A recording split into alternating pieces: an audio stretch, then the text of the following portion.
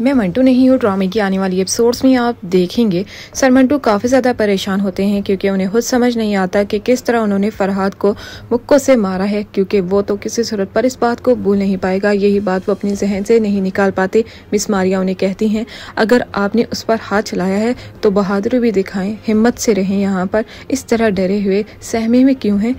मुझसे हाथ तो चल गया लेकिन वो जरूर मेरा पीछा करेगा। लेकिन तुम ही मुझे बताओ, इस तरह अगर वो मेमल को तंग करने की कोशिश करेगा, जबरदस्ती उसका हाथ पकड़ेगा, तो मुझे गुस्सा तो आएगा ही ना।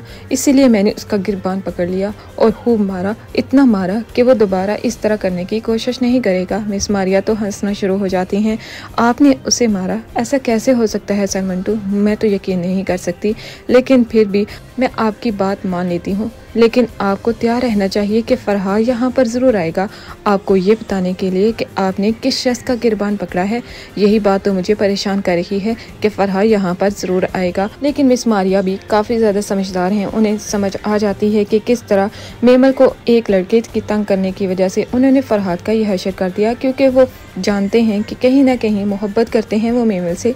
इसीलिए तो मेमल को कोई इस तरह तंग करने की कोशिश करे और वो ये बात बर्दाश्त कर लें, ऐसा कैसे मुमकिन है? दूसरी तरफ अगर बात करें मेमल की, जो अपनी फूफो से कहती है, अगर सर मंटू वहाँ पर ना होते तो शायद मेरा पता नहीं क्या होता। इस तरह ज़बरदस्ती वो मुझे अपने साथ ले जाने की कोशिश कर रहा था। उसने तो आपको भी ज़ोरदार धक्का देकर नीचे गिरा दिया। फूफो, आपने भी मेरी हिफाजत करने की हर मुमकिन कोशिश की, लेकिन फरहाद तो दीवानों की तरह, पागलों की तरह मेरे पीछे पड़ चुका है। लेकिन सर मंटू ने जिस तरह मेरी जान बचाई है, अपनी जान हथेली पर रखकर, इस सब पर मैं किस कदर खुश हूँ आपको बता ही नहीं सकती। तब तो उसकी फूफो कहती हैं, तो फिर अब भी समझ जाओ कि तुम मोहब्बत करती हो सर मंटू से। अगर ये मोहब्बत नहीं तो और क्या है कि तुम सिर्फ और सिर्फ सर मंटू का ही जिक्र किए जा रही हो कि सर मंटू ने ये किया, सर मंटू ने वो किया, क्योंकि सर मंटू तुम्हारे सर पर, तुम्हारे दिल पर सवार हो चुके हैं।